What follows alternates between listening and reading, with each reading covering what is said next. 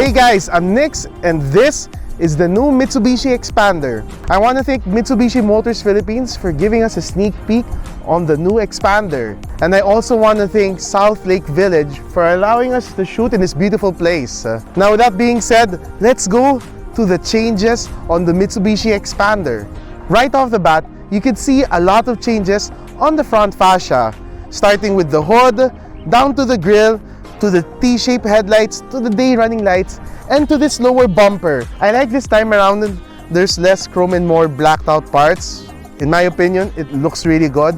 When it comes to the front, it's completely new. Just like the front, the rear of the new Mitsubishi Xpander has been redesigned to look better than ever.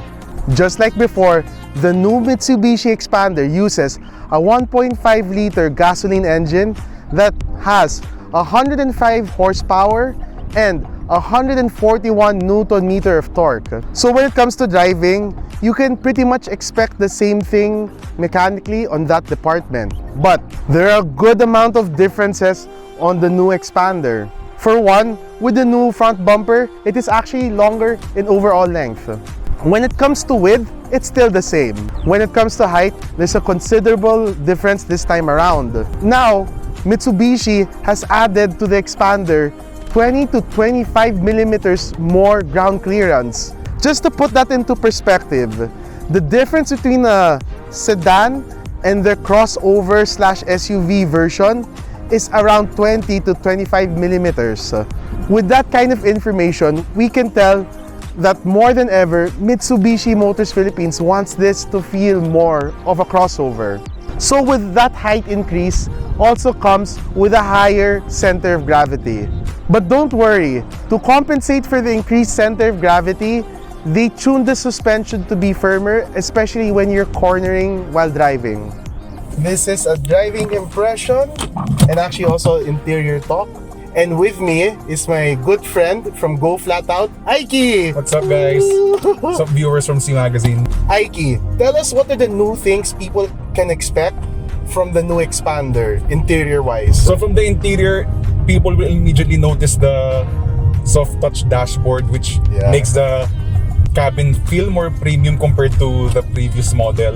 And that's the same case with the door panels. Oh, here also not this one. Yeah. And then, how about for the infotainment system? What do we have? This is also new and it's a Mitsubishi OEM infotainment. I mean, by OEM, it's now not the third-party infotainment that they used to have. Okay. It's now an in-house by Mitsubishi. So it's also the same one that's in the Mirage G4. Okay, it's pretty responsive. It's very responsive. Thankfully, you have hard buttons, which makes it easy to use while that's a driving. usual complaint with like customers when there's no hard buttons. They're like, where the hard? We want to feel it. Exactly. Especially for driving, you don't want to be distracted while on the move. So this has Android Auto and Apple CarPlay, correct? Is it available on all Mitsubishi Xpanders from here on out? Yeah. At least in the facelifted model, you already have this feature. You have Apple CarPlay and Android Auto from this point forward, From the GLX, that's the NG, right? All the way to the GLS, you get Android Auto and Apple CarPlay, which is pretty good. You also have now digital aircon controls. They're still manual, but they look like climate controls now since... Yeah, it's more classy looking. Yeah, it's now digital. You don't have the rotary knobs. And then what's under your seat? You have a second storage here, which can handle at most 2 kilograms of cargo or and then there's I think they call it the shoe tray. So like I think it was designed for shoes. Yeah. But you can put pretty much whatever you want there. Exactly. How do you feel as a passenger in terms of ride? The ride's pretty good. They raised the ground clearance and normally that would make the car feel more wallowy. But since it you have doesn't. exactly. Like we just did a hard turn just a few seconds ago. And it like there's still body roll. Don't get us wrong. There's still body roll, but it's not, considering how much height we're getting in ground clearance, it's not bad at all. Yeah. They raised the height by around 20 millimeters, which in car terms is actually a lot already. Yeah. Enough for like, you know, those vehicles where they have like a crossover version. Mm-hmm. That's usually the difference, 20 millimeters, 20 to 25. Well, I've driven the Xpander before and it drives very familiar. So considering all the mechanical changes in terms of ride height, overall length and all that, it's nice that it still drives the same. Yeah. It's still a dependable drive. You said there was a CVT transmission in other countries? Yeah, transmission that they launched it within Indonesia. So I was surprised like on their new face. Yeah. We didn't get that. Yeah.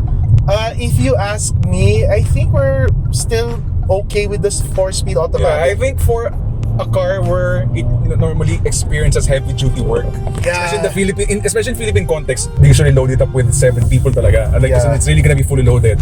Yeah.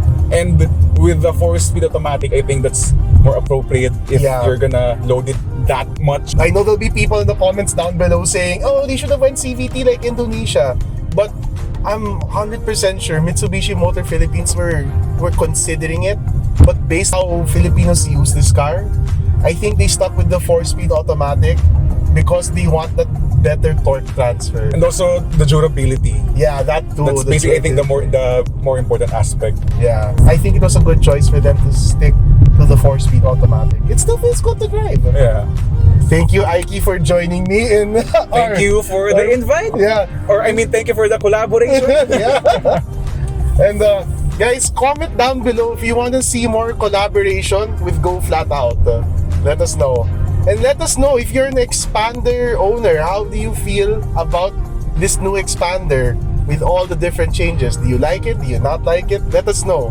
Who is this car for? First and foremost, I think it's for those who were eyeing on the Mitsubishi Xpander but found it more sedan-like than crossover-like. With the additional ground clearance and additional tires you get right now, those who wanted that more SUV quality on the Xpander have it right here, right now.